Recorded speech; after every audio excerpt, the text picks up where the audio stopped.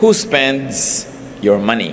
Ecclesiastes 5:1-7. Guard your steps when you go to the house of God. Go near to listen rather than to offer the sacrifice of fools who do not know that they do wrong. Do not be quick with your mouth. Do not be hasty in your heart to utter anything before God.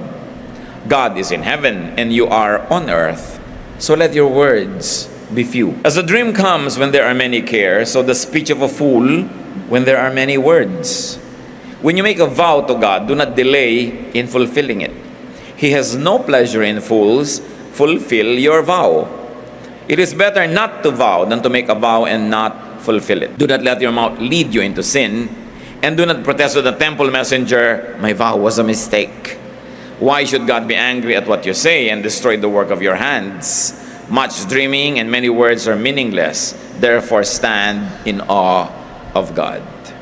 Ang una pong topic ng chapter na ito ay tungkol sa panayam sa Diyos, sa pagpunta sa kanyang banal na tahanan, at sa paggawa ng mga pangako o mga panata sa Diyos. Sinabi niya, mag-ingat-ingat ka pagka ikaw'y pumapasok sa bulwagan ng Panginoon. When you go to the house of God, when you go to the Master's Hall, be very careful. Why? Ika'y tagalupa at ang hinaharap mo ay tagalangit. Ika'y tao lamang at humaharap ka sa Diyos. Kaya mag-ingat-ingat sa lahat ng iyong iniisip at sasabihin. At huwag kang masyadong walang bahala kung magbitaw ng mga pangako sa Diyos.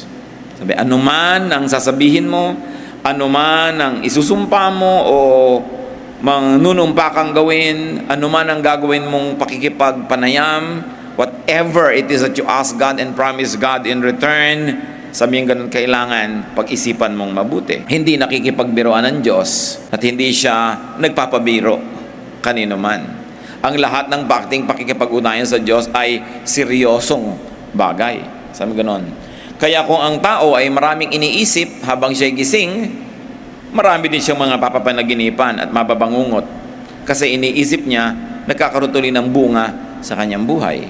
Kaya ang iniisip mo rin, habang ikaw ay sumasamba at lumalapit sa Panginoon, magkakaroon din ng mga bunga yan sa iyong buhay. Sabi ganon. Hindi natutuwa ang Diyos sa mga kahangalan ng tao. At ang kahangalan ditong tinutukoy, yung hindi ka seryoso sa iyong pakikipag-deal sa Diyos. Sabi ganon, hindi natutuwa ang Diyos na nangangako ka tapos hindi mo tinutupad. Mabuti pa, huwag kang nalang mangako kung hindi mo tutuparin. At mabuti pa na huwag kang nalang magsalita kung hindi naman talaga mangyayari. Huwag mong hayaan na ang iyong bibig ay ipahamak ka. Magbibigay-bigay ka ng pledge, magbibigay-bigay ka ng pangako, tapos pag sinisingil ka na ng temple messenger, sasabihin mo, my vow was a mistake. Joke only. Hindi ko na pag-isipan. Nag-pledge ako, nangako-ngako ako sa Diyos, tapos hindi ko pala matutupad. Sabi ganoon, hindi naman ako serious noon. Sorry. Sabi ganoon, kaya mapapahama ka sa ganyan mong ginagawa. Kailangan, pag tumitindi ka sa harapan ng Diyos, may pitagan, may paggalang. So people are to be cautious about outward and needless and unnecessary sacrifices. Yung tinatawag na sacrifice of fools. Marami po mga tao, sakripisyo ng sakripisyo, hindi naman kailangan. Panata ng panata, pangako ng pangako, hindi naman nila kailangan gawin sa sarili nila yon. Why? Because people can be needlessly guilty because religious teachings can over-moralize and over-accuse. Sakit na ng maraming religious leaders, sakit na ng maraming mga religious establishments, sakit ng maraming churches na sobrang magpagilty sa mga tao. Parang masamang sumaya, masamang mag-enjoy, masamang ganito, masamang ganyan, puro na lang lahat masama. Ang tao tuloy sa sobrang guilt feelings, naiisip niya na ang tanging paraan na lang para gumaan-gaan ang kanyang guilt feelings mangako ng mangako, mag-pledge ng mag-pledge, magsakripisyo ng magsakripisyo. So needless sacrifices could be any under or overdoing due to faulty hermeneutics, understanding and interpretation and application of God's Word. Napakarami na nating nakikita. Ang inyong lingkod man sa mahigit 30 taon sa ministry, nakita na nating maraming pagturusa, pagtitiis, pagtitimpi, pagpipigil, pagiging guilty ng tao na hindi naman dapat. Nasobrahan sa turo, nasobrahan sa higpit ng turo, nasobrahan na makondisyon ng isip na puro mali ito, masama ito, kahit hindi naman galing sa Diyos. Nagkataon lang na yung mga interpretation at reading ng kanyang teacher ay on the very, very strict and conservative side. Ang nangyayari tuloy ang mga tao, lagi nilang guilty. At ang ginagawa nila para mabawas-bawasan yung guilt na yon, lagi nilang may sacrifice. At ito, tinutukoy ni Solomon, maraming sacrifices, hindi naman kailangan. Dahil yung guilt mo, hindi naman tama yung guilt mo eh. Dapat naman hindi ka feeling bad only because you're having a good life or you're having a good time or because of this, because of that. The Christian is free to do anything that the Bible does not prohibit. And the Bible has very, very few prohibitions. Kaya lang pagka dumaan na yan sa pulpito, dumaan na sa Bible teacher, dumaan na sa classroom, pinaparami lalo ng mga teacher at mga preacher, yun bumibigat ang dala ng tao. Kaya nga ang Panginoong Jesus, pinapagalitan niya yung mga religious leaders ng panahon niya. Sabi niya, ang bibigat ng mga ipinapasa niyo sa mga tao, tapos hindi niyo naman sila tinutulungan para ito ay kanilang pasanin. Ang hihirap ng mga pinapaabot ninyong mga pamantayan, wala na kayong ginawa kundi usigin sila, wala na kayong ginawa kundi hingan sila ng hingan. Ang tao hirap na, kaya nagagalit ang Panginoon sa mga religious leaders ng kanyang panahon. Kasi hindi pagaan pabigat, hindi paluwag ng loob, pasikip. Hindi kalayaan, kundi lalong nababurden habang nagiging religyoso. Kaya ang isang negative effect ng too much religion, ang tao nawawala na ng saya, nawawala ng sigla, nawawala na ng buhay, lagi nilang nagigilty. So, namamanata tuloy. Kaya napakarami mga namamanata, naghahampas ng sarili, nagpapapako, mga lumalakad ng paluhod, dumidipa, nag-aayuno. Actually, parang suhol yon. Dahil sa kanilang pakiramdam, yan lang ang paraan para makabawi-bawi sila sa kanilang mga kasalanan.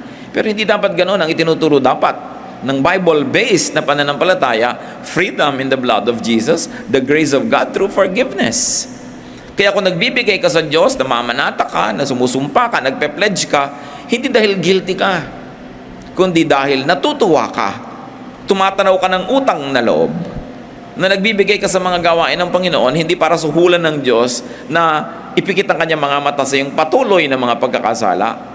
Nagbibigay ka dahil sukli mo ito sa kabutihan ng Diyos na nararanasan mo na. Habang lumalaya ka, gumagaan ang iyong pakiramdam, lumiliwanag ang iyong pag-iisip, lalo ka nagiging good giver, not because you're guilty, but because you're already set free from guilt. Magkaiba yung ganong pananaw. So Solomon was teaching us not to be thoughtless and careless and impulsive about our promises to God. Pag-ingatan daw ang thoughtless promises to God. Now, it is not wrong to make promises to God. But promises should be well thought of and kept. Pag sinabi na mabuti pa huwag ka na lang mangako kaysa hindi mo tuparin, hindi ibig sabihin nun yun talaga. Ang sinasabi lang, mangako ka, good, pero tuparin mo. Kaysa mangangako ka, hindi mo naman tutuparin. Kasi kung ganun yung application, edi wala na lang mangangako sa Diyos. Ang Diyos nga, ang daming pangako sa atin Ang dami niyang promises sa atin. Kaya hindi man masama na ikaw din mag-promise ka sa Diyos. Kaya lang, isipin mo tuparin.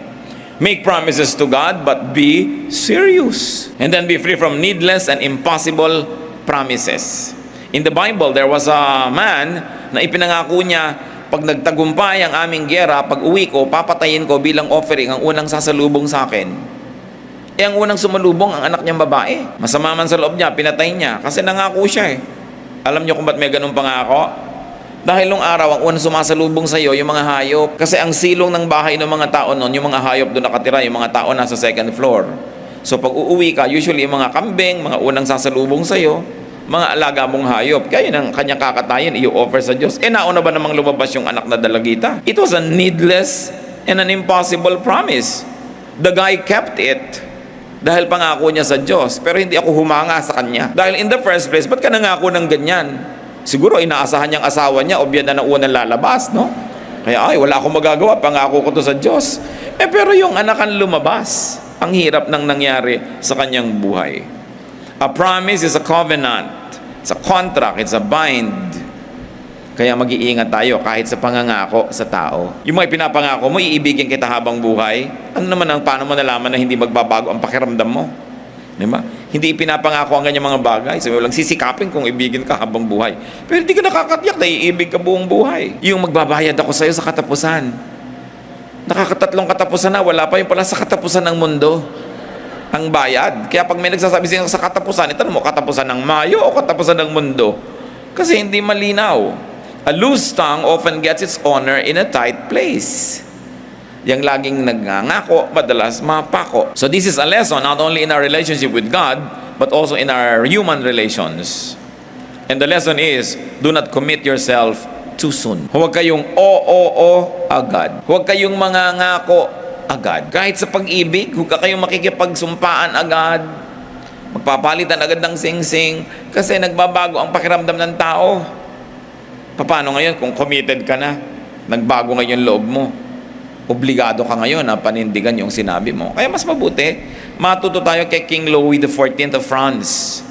Si King Louis XIV, tuwing may lumalapit sa kanyang ministro o high government official, may hinihingi, may nire-request, may pinapa-aproban, ang lagi niyang sinasabi, I shall see. I shall see.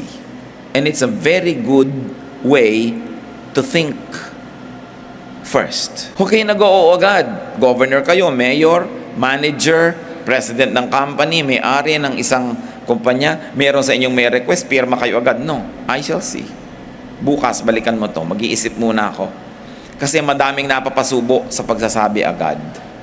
At ang salita, habang nasa loob pa ng bibig mo, ikaw pang amo.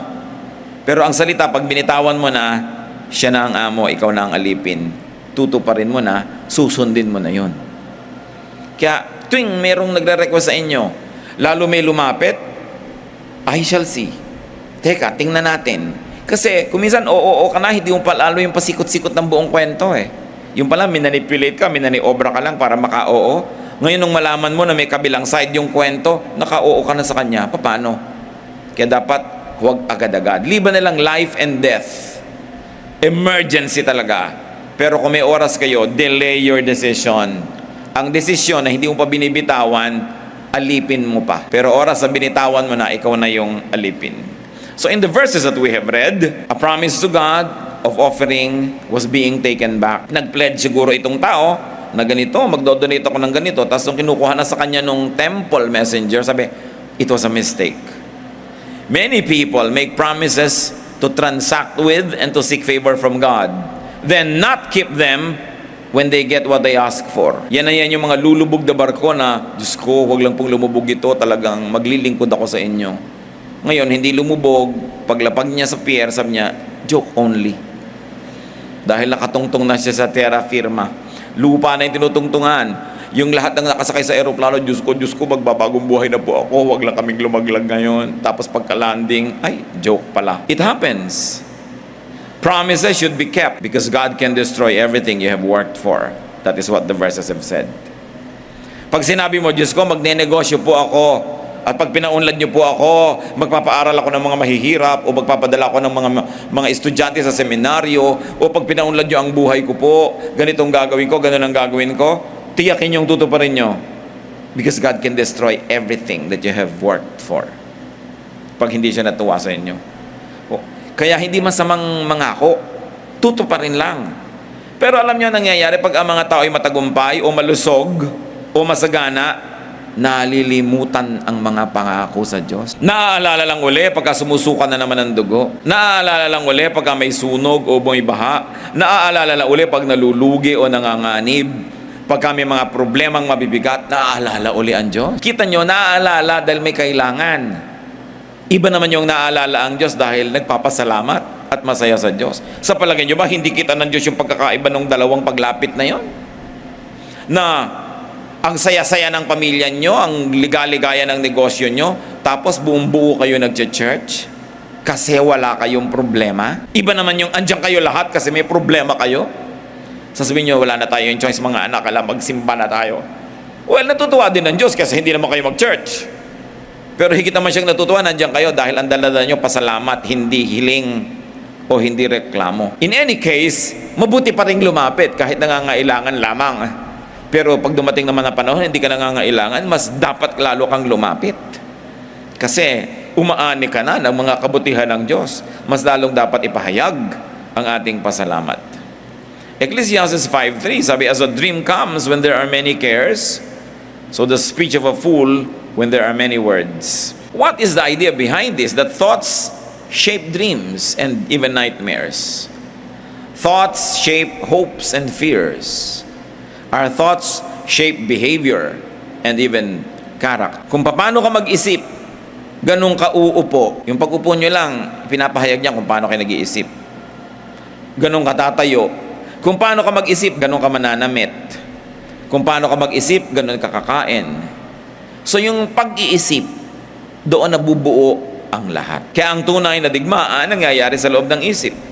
Pag sa loob ng isip mo, nag-decide ka ng manalo, susunod na yung tunay mong panalo kasi yun ang gagawin ng katawan mo eh. Pero sa isip mo, nagpatalo ka na, susunod na matatalo na yung katawan mo kasi natalo ka na sa battlefield which is in the mind. So people can shape their dreams, their sleep, their character by controlling and by directing and disciplining their thought. Gusto ninyo na makontrol kung ano ang mangyayari sa inyong mga papanaginipan? Kontrolin nyo kung anong iniisip nyo bago kayo matulog. Pag nanonood ka siyempre ng horror, nag-iisip ka ng mga aswang, manananggal, tikbalang, kapre, duwende, yun talaga ang papanaginipan mo. Kaya iniisip mo, ano bang i-feed ko sa brain ko? Nadidirect natin ang nangyayari maging sa ating character sa pamamagitan ng pagbabantay sa kung anong iniisip natin. Pag ang iniisip mo, ang taas-taas mo, ang baba ng iba, tapos nakita mo sila, pati ang pagkamay mo sa kanila, pati ang pagngiti mo sa kanila, may korte na yon. Depende kung anong iniisip mo tungkol sa sarili mo. If you think that you are superior, it will show in your smile. If you smiled at all, it will show in your bodily posture. It will show in your body language because you've already thought of it. Kaya ang binabantayan, isip. Ibang topic na naman ito, hindi na ito yung promises or vow. Kumambyo na si Solomon. It's about thoughts and what happens after we have made our thinking process. Kung gusto nyo po na halimbawa, maiba ang pakikitungo nyo sa inyong kapatid, sa inyong asawa, sa inyong anak, magulang, biyanan, baguhin nyo ang paraan na iniisip nyo sila. Pag sa isip mo, iniisip mo, naiinis ako sa kanya, nayayabangan ako sa kanya, ayaw ko siyang pansinin, sigurado pag nagkita kayo, ganun ang mangyayari ng gagawin ng katawan mo. Kaya kung hindi kayo masaya sa anumang namamagitan sa inyo between you and another person, change the way you think about the person, change the way you think about the situation, and your body will follow. And the change in your bodily movements and body language will actually induce the other person to also change his or her way of dealing with you. It begins with the thought. Kaya mahalaga na kukontrol natin yon. And what could control his thoughts? By omission of the bad and by commission of the good. Even thinking is habit forming. Pag lagi kang nagtatanggal ng masama sa iniisip mo at naglalagay ka ng mabuti, yung buhay mo mababawasan ng masama at madadagdagan ng mabuti. Sa isip lahat nangyayari yan. Kaya sabi ng Psalm 1:1-2, Blessed is the man who does not walk in the counsel of the wicked, or stand in the way of sinners, or sit in the seat of mockers. So blessedness is in not doing those things, in omitting those things. Verse 2, But his delight is in the law of the Lord, and on his law he meditates day and night. So blessing is on doing what is nice, to meditate on the word of God. To meditate is a mental process. Pag lagi mong iniisip yun ang mangyayari. Ito, sobrang pagsasalita, nakakapagpahamak. Why? Because talking too much could lead to mistakes because of the possibility of misrepresentation by the speaker and by misreading and misinterpretation and misunderstanding by the hearer. Pag meron kang thought in your mind at sinabi mo sa pamamagitan ng iyong bibig, lima na lang ang galing-galing mong mag-isip ng salita, magtahi ng sentence, pumili ng tamang vocabulary, napakalaki ng panganib na yung iniisip mo at yung sasabihin ng bibig mo magkaiba. Akala mo, sinabi mo yung nasa isip mo, pero sa pagpili mo ng salita, ang totoo, iba na pala yung nasasabi mo. And it's one half of the communication problem. The other half is, meron kang iniisip, sinabi ng bibig mo yung iniisip mo, yung sinabi ng bibig mo, nadinig ng tenga ng nakinig sa'yo, inisip niya, ininterpret niya yung narinig niya. Nakakatiyak ka ba na yung ibig mong sabihin, ganon din ang ipapakahulugan ng nakinig? Ang laki ng pagkakataong magkamali. Kasi sabi mo, hindi naman yan ang ibig ko sabihin. Yan ang nadinig ko sa'yo. Sasabihin nung nakinig. Kaya po maraming away ang mag-asawa Kasi magkaiba ng paraan ng pagsisimbolize ng idea ang lalaki at babae. Yung babae, mahal kita. Therefore, Mainit na mainit ang kape, mainit na mainit ang sinangag, bagong laba ang ating mga bedsheet, ganun yon. Binibigyan kita ng mga maliliit na services, mga maliliit na mga pansin, pati binibigay mo sa aking chocolate, itinatago ko ang balat, yung ganon. Tanda ko lahat ng ating birthday, anniversary, kung saan tayo nagkita, ang kulay ng damit mo nung una nating date. Kasi mahal kita. Sa babae kasi yun yung kanyang language na ibig sabihin mahal kita. Yung lalaki naman, maraming beses, wala yun. Pag sabi mo, mahal mo ba ako? Oo, kita mo nga, pinakasalan kita. Wow, thank you very much. Salamat naman, pinakasalan mo ako. Pero sa lalaki kasi, pinakasalan ka pala, yun ang pinakamataas na pagpapakahulugan niya ng pag-ibig. Kahit na neglect ka niya, which is not an excuse. What we're just trying to say is, magkaiba kasi na expression. Same idea of love, pero pag sinabi ng bibig, sinabi ng katawan, iba na. So iba na ngayon ang reading. And one of the most terrible situations in communication is that not what I said, but what you thought I said syndrome. Hindi yan ang sinabi ko. Pag sinabi ng lalaki na, gagabihin ako, sabi mo, huwag ka na nga umuwi. Anong ibig sabihin ng babae nun? Umuwi ka na. Diba? Ang ibig sabihin talaga, umuwi ka na. Huwag ka na umuwi. Sige na, huwag mo na kami balikan. Balikan mo kami. Yun ang ibig sabihin nun. Kung ang basa ng lalaki talaga, huwag na siyang umuwi, di nga umuwi. Di ba galit naman yung babae? Ba't di ka nga umuwi? Sabi mo, huwag na ako umuwi. Magkaiba kasi. The same word can mean differently to different people. Kaya sinasabi ni Solomon, the more you speak, the more chances of error. So unless you can speak well, it's always better not to talk too much. The more talk, the more mistakes. Mistake ko minsan of misrepresenting an idea with the wrong word. Katulad na lang nung, bakit mo naman ako tinapakan? Di kita tinapakan, natapakan kita. Di ba? Magkaiba? Iba naman yung tinapakan sa natapakan. Nag-aaway yung mag-asawa ko minsan. Ikaw naman kasi, iniwan mo yung gatas ng bata. Nakita mong may lakad tayo. Hindi ko iniwan, naiwan. Magkaiba. The misrepresentation can create trouble. Kaya sabi, bago ka magsalita, utang na loob, isipin mo muna yung sasabihin mo. Kasi baka mali ang dinig nung gusto mong kausapin, lalong gumulo ang buhay nyo. At hindi ba, pag may misunderstanding, maliban na lang disente, mababang loob at matalino yung nag-aaway, pag nag-usap yan, tendency, mas magkagalit pa.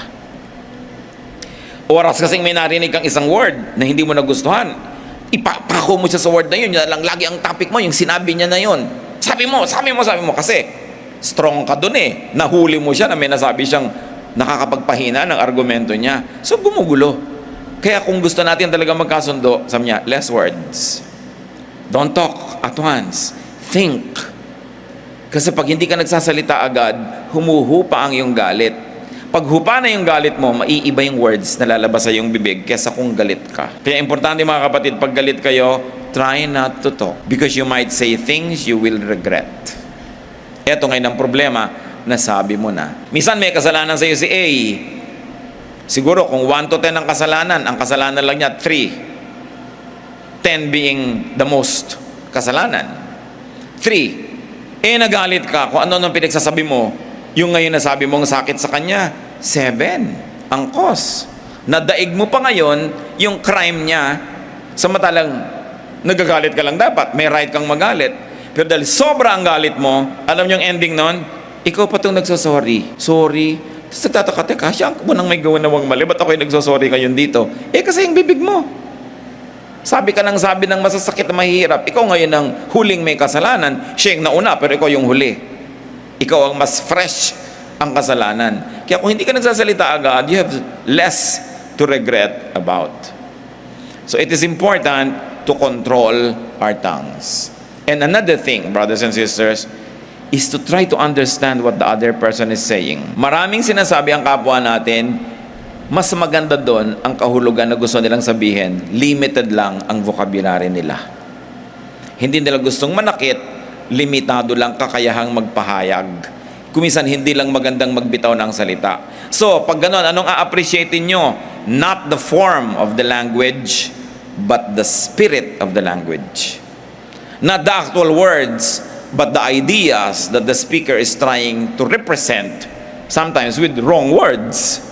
So hindi lang yung dadidinig mo ang hinuhusgahan mo, yung pusong pinanggagalingan ng salita na yon. So people should not really avoid speaking, But just be careful and be correct and be responsible. Then Solomon brings us to another topic, Ecclesiastes 5:8 to 9. If you see the poor oppressed in a district and justice and rights denied, do not be surprised at such things. For one official is eyed by a higher one, and over them both others higher still. The increase from the land is taken by all. The king himself profits from the fields. Anong sinasabi? Pag kami nangongotong sa'yo na pulis, huwag kang magtaka, merong parte yung officer nun. Kaya hindi yun na-stop. Pagka ikay pa nahihirapan ng clerk sa City Hall, o kaya kinokorrupt ka ng kung sinong government agent, huwag kang magtaka, may cut yung amo nun. At hanggang kataas-taasan yan, may pananagutan. Kaya ganyan yung sistema. If you see the poor oppressed in a district, ganon, and justice and rights denied, do not be surprised at such things. For one official is eyed by a higher one, and over them both are others higher still. The increase from the land is taken by all. Sabi, lahat sila nanghuhut-hut sa inyo. The king himself, yung kataas-taasang opisyal, profits from the fields. What is Solomon saying? There is injustice because injustice can be institutional. It can be systemic and bureaucratic. May paraan, may sistema, kaya may injustice. Kung ang injustice ay doon lang sa baba, madaling masusugpo yun nung nasa taas. Hindi yan nasusugpo dahil hanggang kataas-taasan, kasama sa pangungulimbat, kasama sa pagnanakaw, kasama sa corruption. Kasi kung talagang iibigin ng nasa taas na naisugpuin at hindi siya kasama sa masamang bagay na yan, masusugpo yan. Justice should begin, Solomon says, from above. Justice should begin from the powerful, and justice should be institutionalized, not injustice. What do we learn from that, brothers and sisters? Apply this in your own kingship. Kung saan man kayo king or queen, institutionalize justice, not injustice. Apply this in your turf. Apply this in your area. Kung saan kayo may kapangyarihan at may mga taong pababa mula sa inyo, linisan ninyo ang inyong pamamaraan, ituwid ninyo, gawin yung matuwid at makatarungan, at lahat ng nasa baba susunod yan. Kaya malalakas ang loob ng nasa baba kasi pare-pareho rin nilang bulok yung nasa taas. Hindi sila papangahasang pigilin dahil walang kikitain yung nasa taas. O kaya, paano sila sisilipin ng nasa taas kung sila din yung masilip? Kaya ang corrupt na matataas na opisyal, hindi nila kayang sugpuin ng corruption dahil pag sinugpo nila yon, pati sila masusugpo. Pero kung iibigin niya na sugpuin, it must start from the top. Sa simula, sabi ni Solomon, sa hari nagsisimula ang paglilinis ng pamahalaan. Kung ang hari mo ay bulok, umaalingasaw, mabantot, corrupt, marumi, mamamatay tao, mandaraya, yun ang mangyayari sa buong bureaucracy. Kaya gustong ipaliwanag ni Solomon ang pananagutan ng mga namumuno. Ecclesiastes 5:10. Whoever loves money never has money enough. Ngayon, money na naman yung topic. Whoever loves wealth is never satisfied with his income. This too is meaningless. Sinasabi sa atin, it's foolish to love money because you will never be satisfied. You will never have enough. Tingnan nyo mga kapatid. Mag-isip kayo ng taong mahal na mahal nyo. Na-satisfy na ba kayo? Laging kulang. Dapat lagi siyang nandyan. Kahit madalas na, kulang pa. Dapat lagi kanyang naaalala, kulang at kulang. Dapat lagi kanyang naiisip, kulang at kulang. Kasi whoever you love so much will never be enough. That's why if you love money so much, you will never be satisfied. It will never be enough no matter how much there is. Kaya ang sinasabi, love the Lord your God with all your heart and with all your soul and with all your being. Why? Because God can be enough. It is only God that we can love and be enough. Everybody else, kulang. Kahit mahalin ka ng mahal mo, paano ka namatay sa bigla? Di kulang, ang laki din kulang. Ngayon, kung mahal ka, mas mahal mo siya kaysa mahal ka niya, di kulang. Kaya napakahalaga, pinipili natin kung sino at anong mamahalin. Ang mahalin mo ng todo, yung pwedeng makapuno sa'yo. At yun ay ang Panginoon. Mahalin natin ang tao, mahalin natin ang trabaho, mahalin natin ang mga bagay, pero dapat secondary lang yan. Hindi una. Kasi pag yan ang una mong minamahal, kulang at kulang at kulang ka lagi sa iyong buhay. How do you know that you are a lover of money? You are a lover of money if you are never satisfied. When you don't feel like you have enough. If you don't feel satisfied, no matter how much you already possess, it means you are a lover of money. Yung maraming pera na hindi masaya, naiinggit ko minsan doon sa taong konti ang pera pero ang saya-saya na. Maraming mga company executives, ang lalaki ng mga sweldo, ang lalaki ng mga bonus, pero hindi masaya. Pag tiningnan nila yung karaniwang empleyado, magkaroon lang ng 13th month pay, ang sayang-saya na, alam na nila eksakto anong bibilin, talagang alam na nila. Minsan naiingit pa yung mas maraming pera. Buti pati yung ordinaryong empleyado, alam niya kung anong gusto niyang gawin sa pera niya. Pero ako ang daming pera, ano nga kayang gagawin ko dito? More money doesn't mean more happiness. Who is wealthy? Not the people who have the most money, but those who make the most out of whatever they have. Yun ang tunay na mayaman. Kung sakasakali na tayo ay madaya at malagay tayo sa sitwasyon na hindi na tayo marunong masatisfy, laging kulang, learn to be satisfied. Learn to be thankful. Pray for contentment and review your relations. Review who influences you.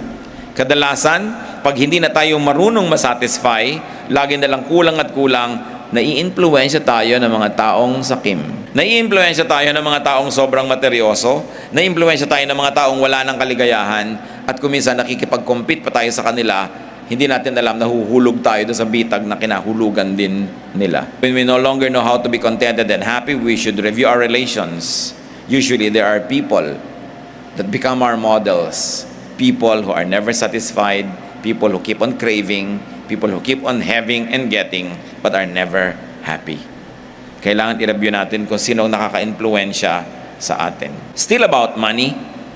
Bakit nga daw ba trabaho ng tao kahit meron na? Ecclesiastes 5:11, as goods increase, so do those who consume them. And what benefit are they to the owner except to feast his eyes on them? So pag lumalaki ang sweldo mo, lumalaki gastos. Pag dumadami ang pera mo, dumadami ang kamag-anak. Pagka dumadami ang iyong pera, dumadami ang kaibigan. Pag lumalaki ang iyong pera, dumadami ang mga sagutin sa buhay. Kaya ang nangyayari, sabi niya, kita ka ng kita, pinapatay mong sarili mo, pero yung kinikita mo, nakikitingnan mo lang sandali, dumadaan din sa mata mo, wala at wala rin. Kaya magtataka yung dating mag-asawa, ang income nila halimbawa, napakaliit, nag-Saudi ngayon yung isa, lumaki, pero ang ending every month, wala pa rin.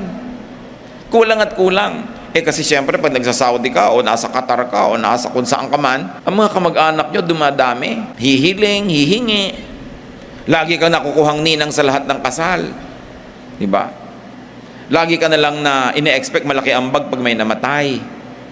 Lagi ka na lang lalapitan ng lalapitan kasi alam nilang may pinagkukunan ka. Kaya ang ending mo, nagkahiwala kayong mag-asawa, nangungulila kayo, ang lungkot-lungkot nyo, ang daming nakikinabang sa pera nyo, at the end of the month or at the end of 5 years, wala rin naman.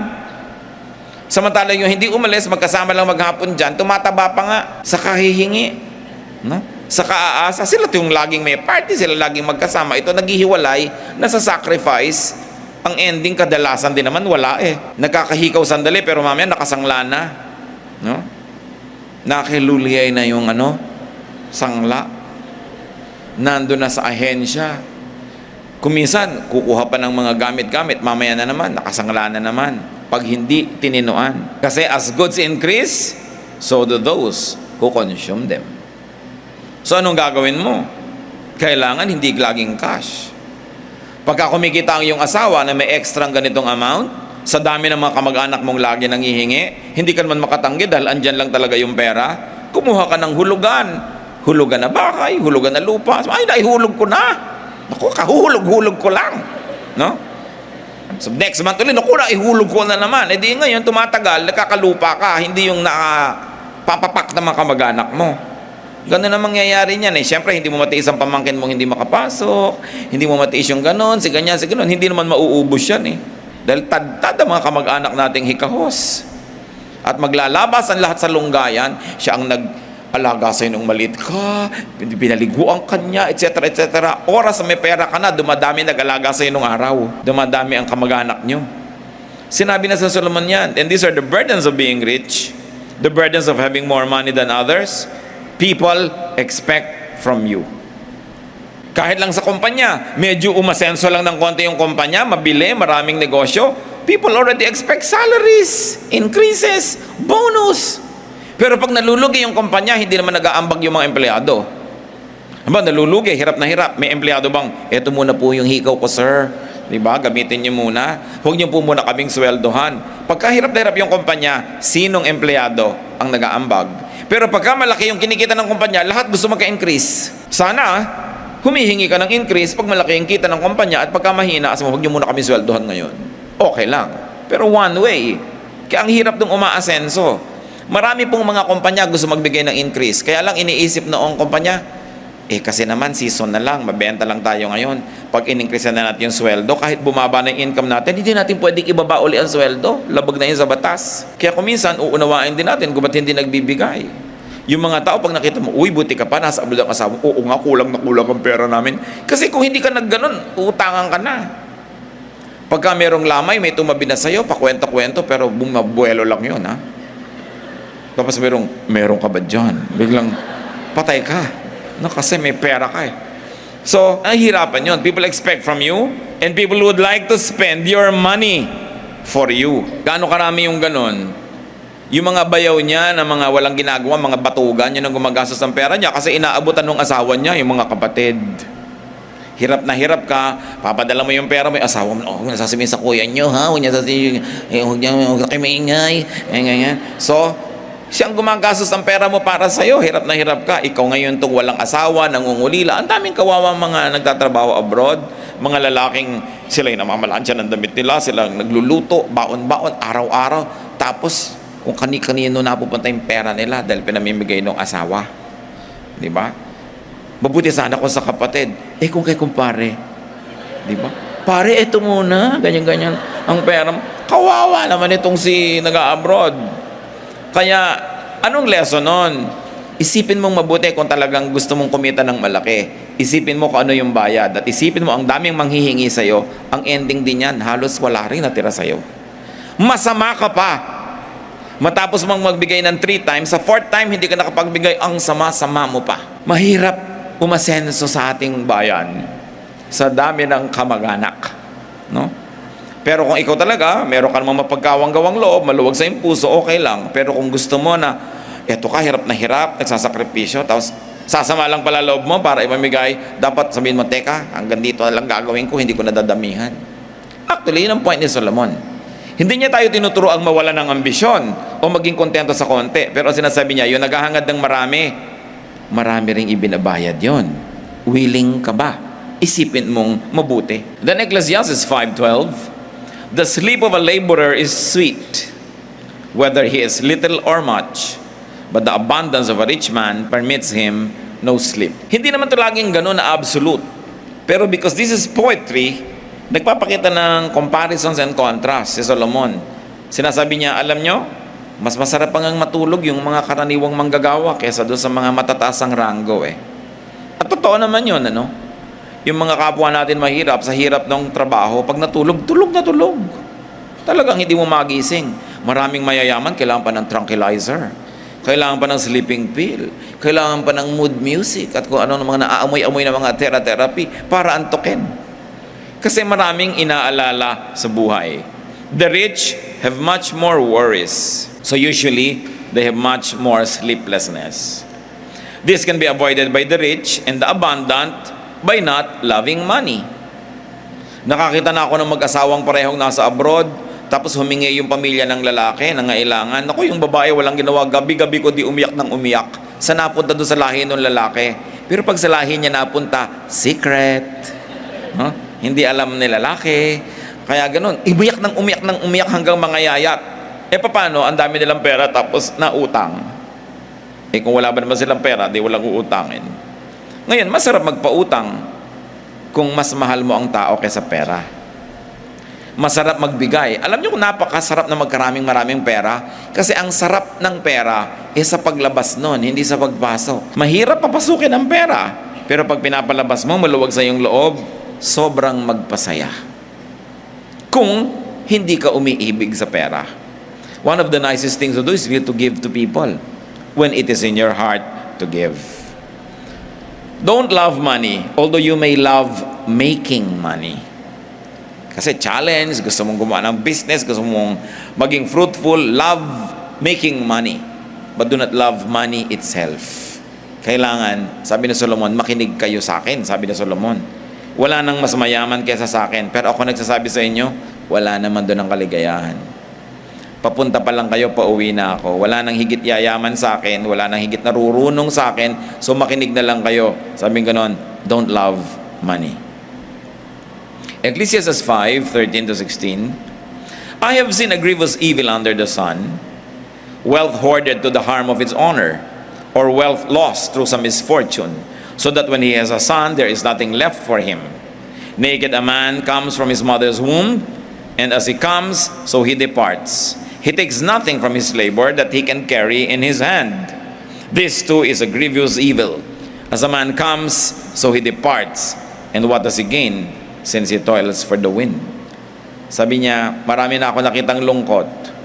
Kayamanang inipon, inimbak, binantayan, na ikinapahamak lang nung may-ari. At meron naman mga kayamanan na inipon ng inipon, ang tagal sa isang iglap na wala, ni walang maipamana sa anak. Yung anak na hindi nabigyan ng oras, hindi na alagaan, hindi nabigyan ng pansin because you're making money, tapos naubos din bigla yung pera, wala ka nang maipamana sa future, wala ka pang matingnan na lingunin sa nakaraan na maganda nyo naging samahan. Dahil naubos lang ang pera mo, kakahanap, ang oras mo, kakahanap buhay. So wala at wala rin. Sabi ganon, ang taon man ipinapanganak na hubad, ililibing din siya, mamamatay din siyang walang dala. Ang point ni Solomon, huwag niyong ubusin lahat ng oras at lakas sa pagpepera lang, sa paghahanap buhay at pagpapayaman. Marami pang ibang dapat gawin sa maiksing buhay na ito. There must be proportion. Yes, we need to earn. Kailangan maghanap buhay para magkaroon ka ng buhay, pero hindi ka nabubuhay para maghanap buhay. Naghahanap buhay ka para mabuhay, so that you will get a life, but you don't live to look for a living. So the other perils and dangers in being rich, riches don't always do people good. Minapapahamak dahil yumaman. Dati, isa lang ang TV nila, nanonood ang pamilya, magkakasama sa sala, masaya, may unity, may bonding. Nung yumaman, tigitigis ang kwarto, tigitigis ang TV, di na sila magkita-kita. Nagkahiwa-hiwalay ang buhay. Kuminsan may blessing yung kapos dahil lagi kayong magkakasama. Sabay-sabay yung kayong kumain dahil isang gilit ng bangus yung kakainin nyo, kailan nandun lahat, sabay-sabay. Pero pagka marami na kayo, nagkakanya-kanya na, may pagkakahiwa-hiwalay. May disadvantage din yung maraming pera. Kita nyo kung sinong magaling magmahal sa magulang? Yung laki sa hirap, kesa yung laki sa sarap. Nagtataka ko, marami tayong mga kasama sa bahay, 11 pa lang, 9 pa lang, umalis sa probinsya nila para mamasukan. Pero hanggang 35, 45 years old na, buwan-buwan, walang palya, nagpapadala sa magulang. Samantalang nakasama lang ng magulang, wala pang 10 taon, puro hirap pa. Pero bakit mahal ng magulang? Kasi kasama sa hirap. Maraming mga laki sa layaw, yan ang mga walang utang na loob eh.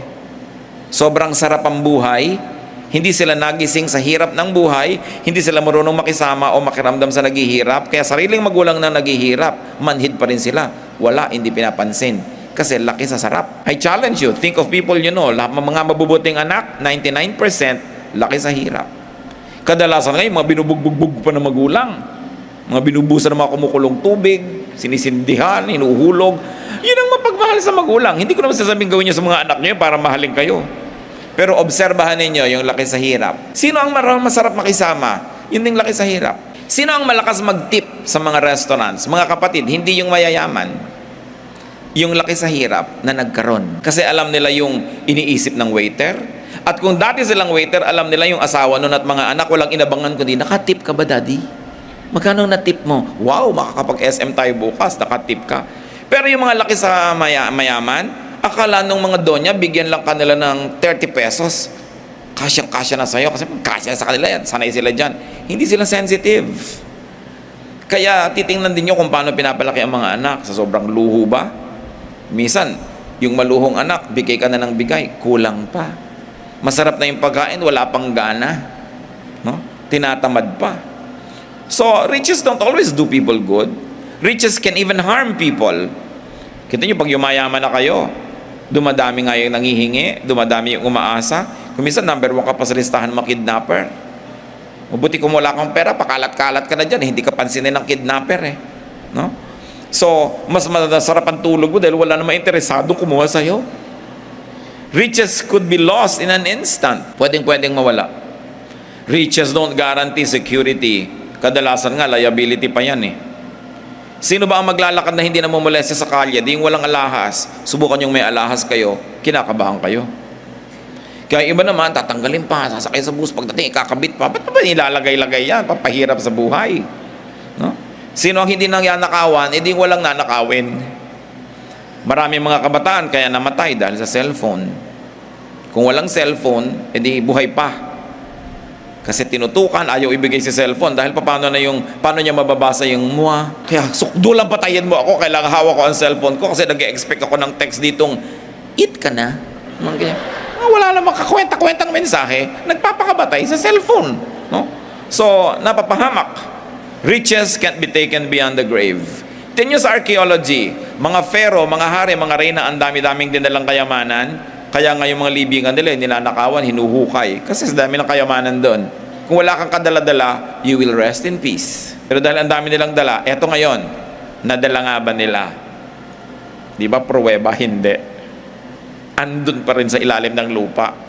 Kung hindi nanakaw ng iba, pupunta sa museo. Ngayon, kung sa buhay mo, para ka lang magkaroon ng marami, nakipagkagalit ka sa mga mahal mo sa buhay, lumayo ang loob nila sa'yo, na-isolate ka, hindi ka sumaya, puro kahirap, ang dami mong na-accumulate, hindi mo naman madadala sa kabilang buhay, hindi ba kahangalan? Kaya dapat iniisip. Ecclesiastes 5:17, all his days he eats in darkness, with great frustration, affliction, and anger. Nakikita natin yung hirap pag sobra kang sumisikap magpayaman. Ecclesiastes 5:18-20. Then I realized that it is good and proper for a man to eat and drink, and to find satisfaction in his toilsome labor under the sun, during the few days of life God has given him, for this is his lot. Moreover, when God gives any man wealth and possessions, and enables him to enjoy them, to accept his lot and be happy in his work. This is a gift of God. He seldom reflects on the days of his life because God keeps him occupied with gladness of heart. So niya, pero alam niyo, kung gusto kayong pagpalain ng Diyos, pwede rin naman kayong yumaman eh. Kung talagang gusto ng Diyos gawin niya sa inyo. So niya, alam niyo na pag-isip-isip ko pa, ang pinakamabuting gawin ng tao, kumain, uminom ng masarap, at enjoyin ang bunga ng kanyang ginagawa.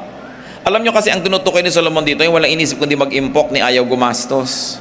Walang inisip kundi mag-save ng mag-save, kumita ng kumita ni ayaw magbigay. So niya, alam nyo, pag meron kayong kinita, enjoyin nyo. Kung natutuwa ang Diyos sa inyo, bukas kikita kayo uli. Enjoyin nyo uli.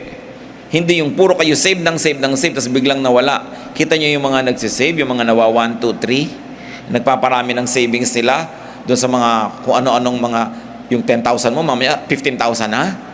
So sa unang buwan lang yon, no? Sa pangatlong buwan, pang-apat, hindi ka na maka-withdraw. Yung nawawala na yung opisina nung pinagbibigyan mo, na itakbo na yung pera mo. Yun ang sabing yan. Kasi sobra ka naghahangad.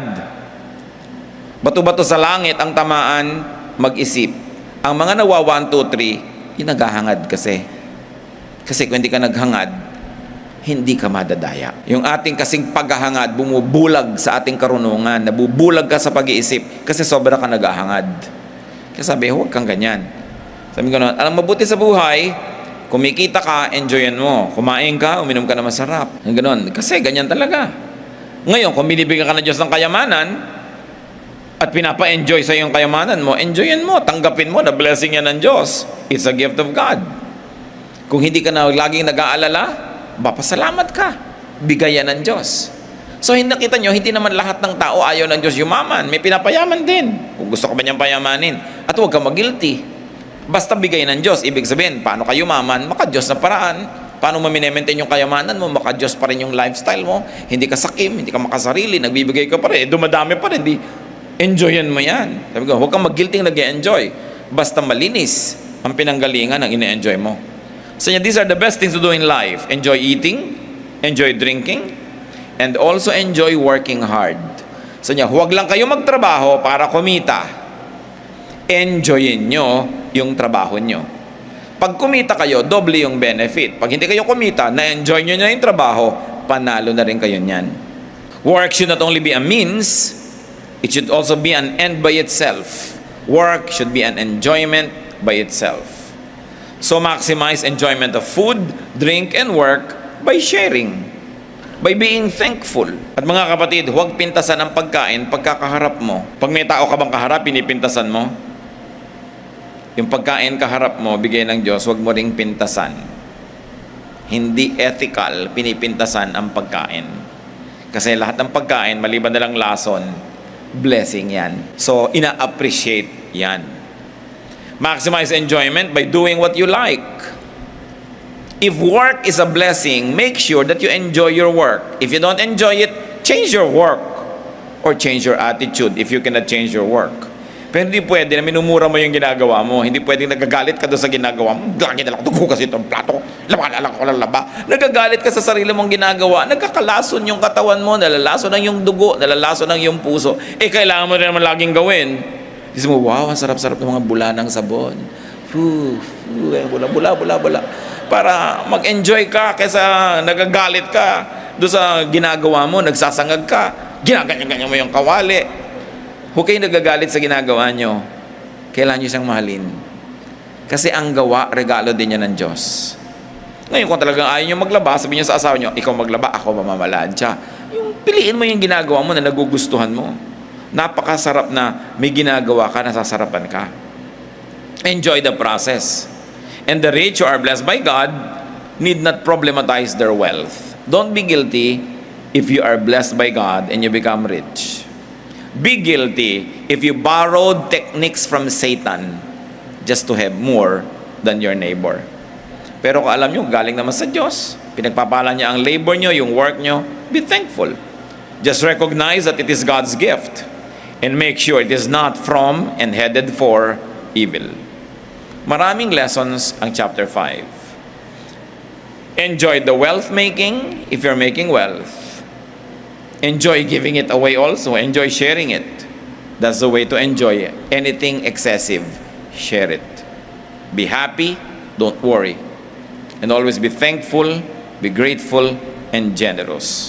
So ang tanong sa lahat ng ating pagsisikap, lalo ang human sacrifice just to have more money is so much. Nasasacrifice ang relasyon mo sa asawa mo, sa mga anak mo, nasasacrifice ang health mo, nasasacrifice ang enjoyment mo sa buhay. Ang tanong, who spends your money? Is it really worth all the trouble? Don't kill yourself only to make much more money beyond what you can spend, because others will spend it for you, while you are left cheated, unable to live your life to the fullest. Ama namin sa langit, salamat sa mga paalala nyo. Nagpapasalamat kami sa wisdom na binigay nyo kay Solomon. Turuan nyo kaming maunawa ito, lalo sa mga points niya na hindi kami lagi nag-agree. Ipaliwanag nyo sa amin kung ba't hindi kami nag-agree with the wisest man that you have blessed with wisdom. At makita namin, Panginoon, kung ano maring mali sa para namin pag-iisip. Teach us to benefit from this practical wisdom so that we may live life to the fullest, we may love and be loved to the fullest, and when we go, we will have no regret about how we spent our life. Magbulay-bulay tayo sumandali sa mga personal na kahulugan nito sa ating buhay.